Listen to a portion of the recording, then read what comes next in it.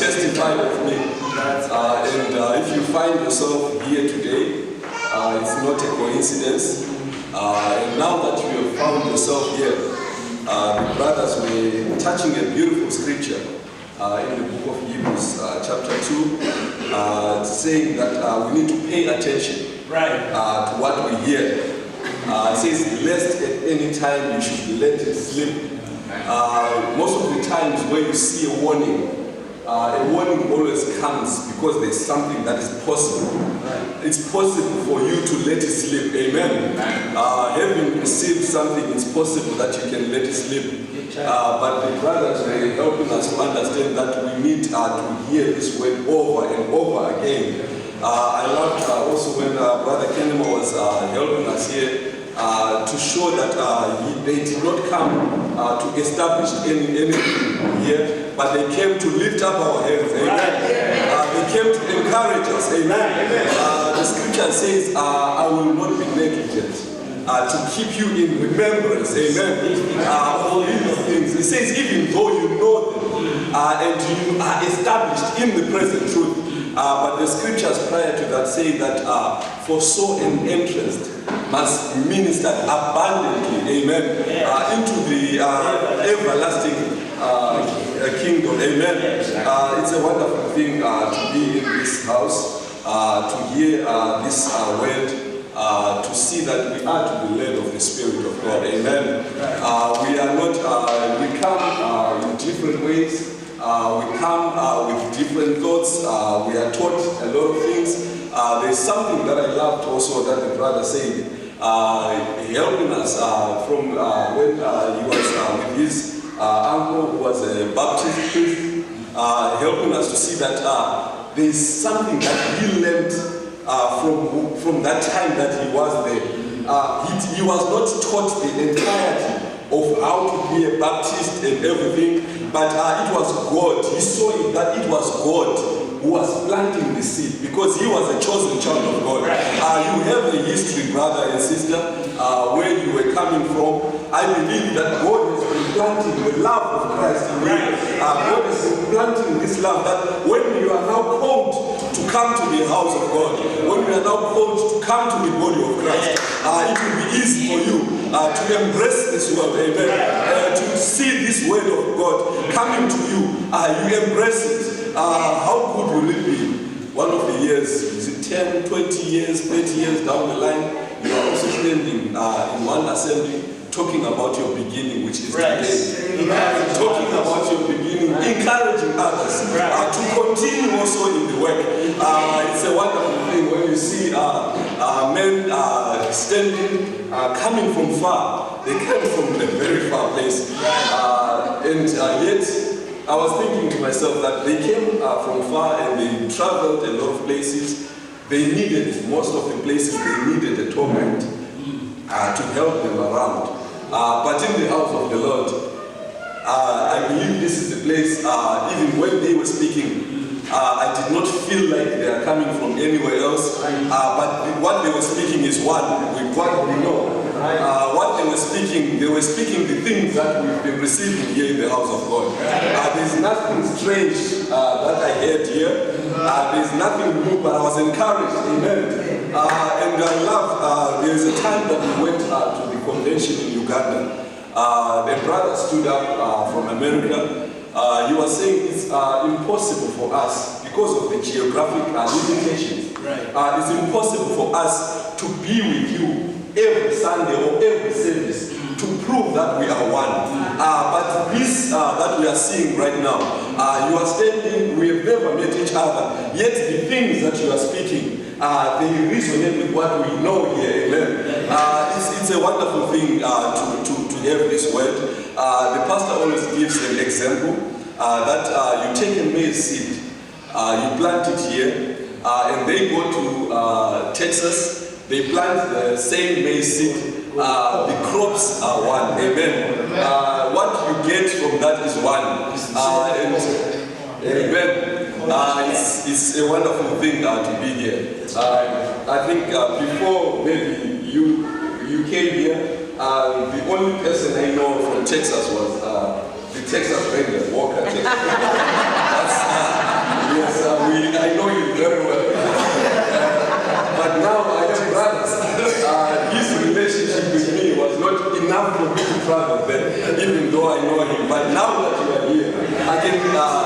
freely serve. Say, I'm going to meet Brother Young. I'm going to meet Brother Kennedy. I'm going to meet the sisters. It's a wonderful thing. We really appreciate your being here. And I believe this is not the first and the last that you are with us. There will be services midweek that I believe you will also join us. And this time I would like to ask the band to give us a number and have the brothers come forward and give to the Lord. Amen.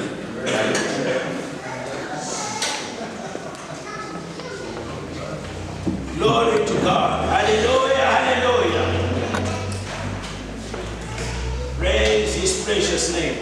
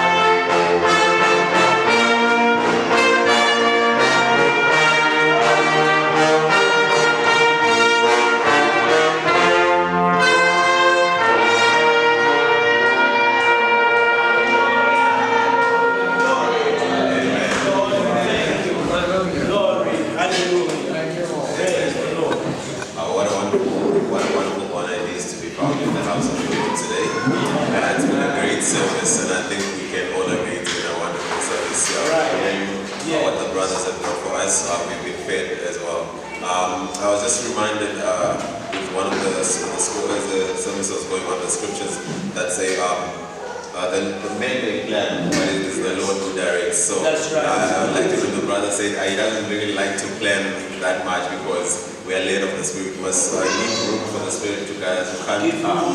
We can't be saying we are led of the Spirit and then continue making our plans. So what room are we leaving for the Spirit to lead us? I just really like that addition that the brother added. Right. And I just was thinking about it as we continue. We see that yes, indeed, that there's a people out there that we can call brothers. There's a people out there that are really called, or we are called in the same with the same faith, and we share the same message, and share that same hope that we're holding on to. And whenever we get visitors, I used to just want to say, okay, we have visitors, but like, what is the significance? But the more I go to, the more I experience visitors, the more we hear of the conventions. And the more you see that really it is the same message that we have. It is the same, that there's a people that are holding on to the same thing that you're also striving to.